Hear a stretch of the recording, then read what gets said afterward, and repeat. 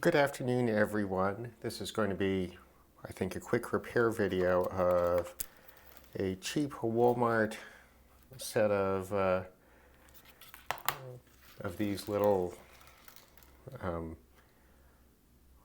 magnet wire style Christmas lights. These are in a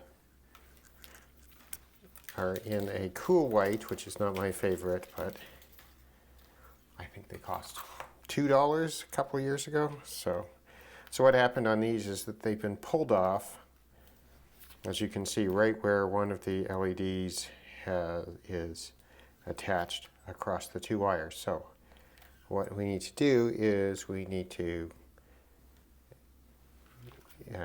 solder them back together. And just before we do that, we could have a quick look at the little circuit board in here. There's not much to see, but let's pop that out. I think you can see through the case that there's a little 8-pin chip, a resistor, and a quartz crystal on the other side.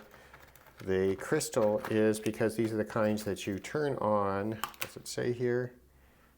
No, it doesn't. But you turn on and then they turn off in 8 hours and turn on again at the same time the next day. And that's pretty useful. And you can, of course, just turn them on by hand and they'll turn themselves off in 8 hours, which is not really the worst.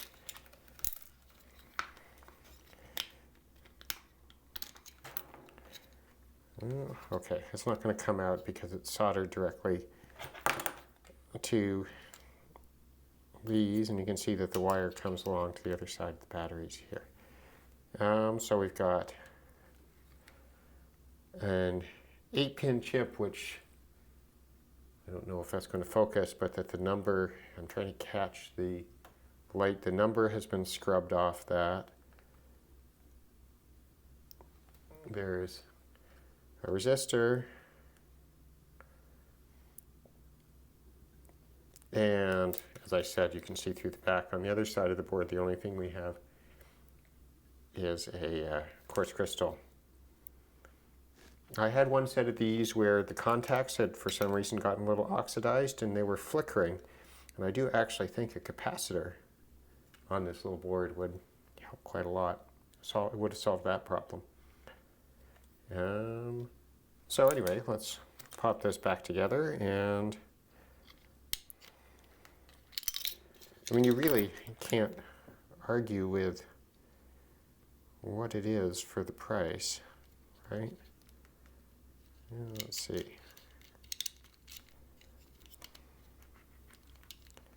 Oh, this one's got to go on this side because I think this pushes down and creates, yeah, you see, so that holds that up, creates the stain relief. Pretty well thought out. Oh, I'm missing a screw. Sorry, I'm not paying too much attention to the shot very well. The screws I had put in here, but I appear to have missed one. Where? Oh, there it is. Went around to the other side. Now, one of these days I'll have to actually buy a camera for the purpose of doing these videos as opposed to just using my iPhone. But it's not high on the priority list. Okay, so what have we got? We've got these little wires, and we have, this is obviously that LED is done, so we'll cut that off. Here we go. So this is magnet wire, and what that means is that it's coated with a layer of lacquer, which with the 3 volts or whatever there is on here is not likely to let it arc between, or short between. We'll cut this one off here. The problem with it is, of course, you've got to get the lacquer off to solder it. So, and of course, the other thing I need to do is I need to work out the polarity. I had a set of batteries around here somewhere. So I will come back for a minute. I think I'm going to also get a little bit of heat shrink sleeving for these. My original thought was that I wouldn't bother and I'd just cut them staggered, but I think I might do both. So let me just pause for a second. I will go retrieve some heat shrink sleeving and some batteries so I have something to test it out, and a meter, I suppose, and then we'll figure out which is which. So we have some batteries. We have a red Sharpie type marker and a little bit of heat shrink sleeving there. So what I'm going to do to start with is, this is the wire that comes from the battery pack. Oh, sorry, I've got my mic cable sliding across the desk here. So this is the, so what we need to do is, hopefully the iron is up to temperature. Hopefully hot enough to burn off. So what we want to do is burn off the varnish there, and if I hold it up to the camera, there's no way you can see that, but when you get enough heat on it, the varnish will burn off and it'll tin if you hold it on the solder. And that gives you something to work with. I'll do the same on this side.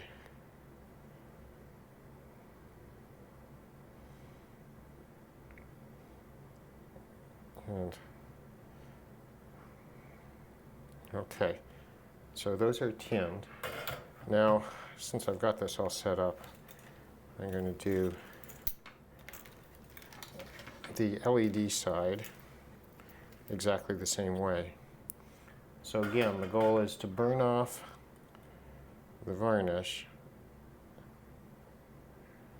You can actually, I don't know if you can see that, but you can see the smoke as it does it. I haven't put any new solder on the iron, so there's no flux, right? That smoke is the varnish burning off. All right, so let's clean off the iron tip, and we need a little flux to get the solder to stick. This flux cleans the oxides off the wire. Okay, so here we have the diode side. So this is, what is it? 1.5 meters long. All right, so let's turn the meter on. Nope, we don't want the scope. We want it on multimeter. And we'll put it on diode check.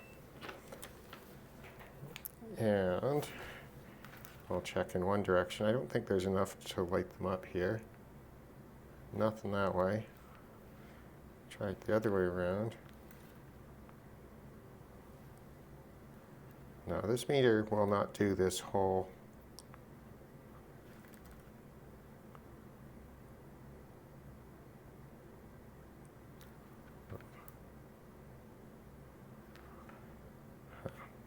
I'm surprised that's not working.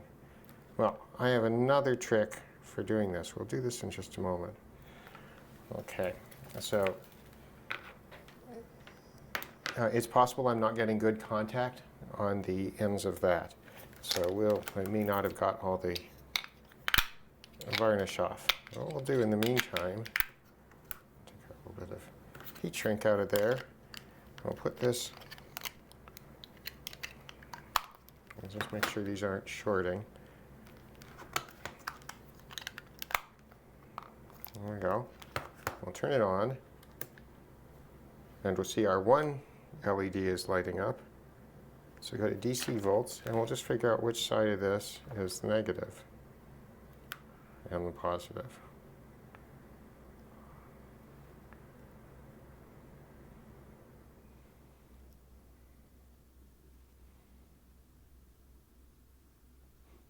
Now the voltage is being dropped down. I won't run this for very long because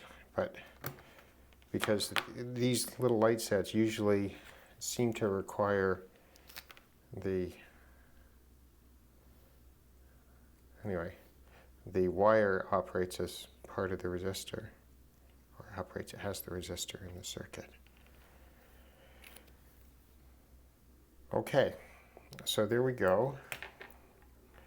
We have that side together. Now I'm just going to go get one more thing and be back. Okay, so what I got is this is a CR 2025 lithium primary battery, or primary cell. And we'll just show it on this one to light the one LED. That's positive.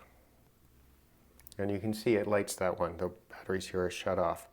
The positive on this is the big side, that's the negative. It's clearly labeled on most of them. That's an easy way to check LED polarity because there's so much internal resistance on these little button cells. There's a bit of adhesive on there. But there's so much internal resistance on these little button cells that they're effectively current limited. So you can't harm anything. And we go, there we go, they light. So that means that we know that's the positive side there. So we know this is the positive. So let me get my red pen and color that one. So there we go. So we now know the positive on both sides. So the rest of this is straightforward. It's just a question of getting a little heat shrink tubing.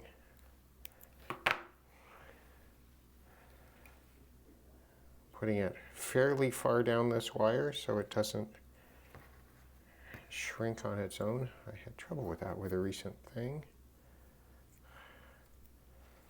And then we'll take this end. Now,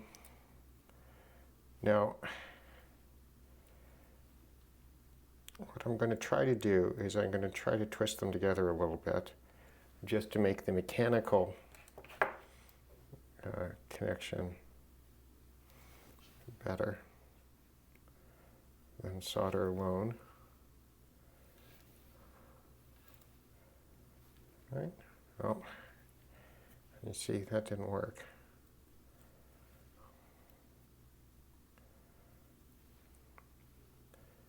I've almost rubbed the red off one of them. Try that again.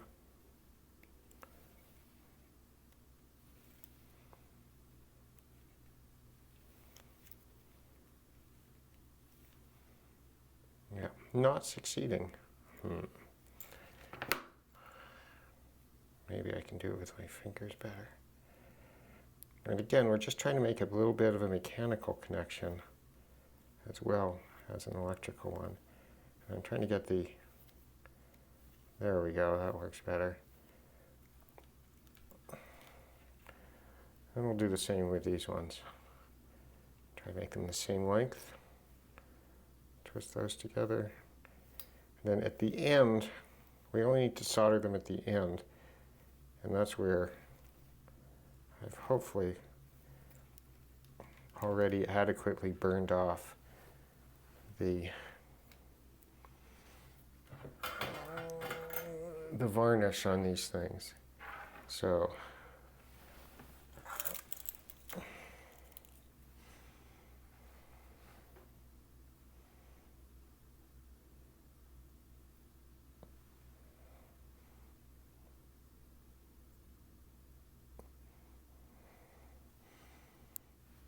the aim here is not necessarily to need, shouldn't need a whole lot of fresh solder because the ends are already tinned. But it will need some.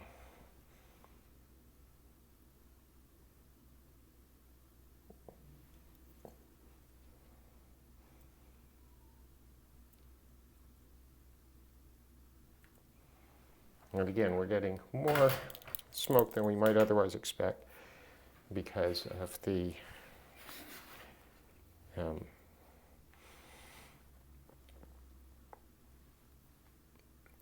varnish. Okay, so let's turn them on. Hey, they work. All right, so then it's just a question of folding these over and getting them into the heat shrink tubing so that we can protect the part which we've removed the varnish from, like that. There are lots of ways you can do heat shrink tubing. You can do them with the side of the iron, like this, which is easy because it's already out and hot.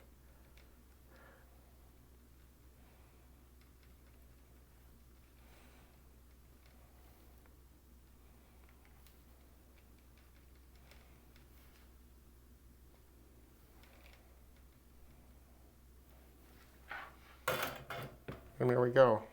Just a small repair, right? They work just fine. We've lost one LED. I guess I could have worked on making sure the spacing was correct, but it's not too far off. And we know you can twist these together a bit. And that's fine. And we have saved a $2 item to be used again. All right, well, thank you for looking at this dead simple repair of a, Walmart $2 or $3 timer driven, cold white LED magnet wire type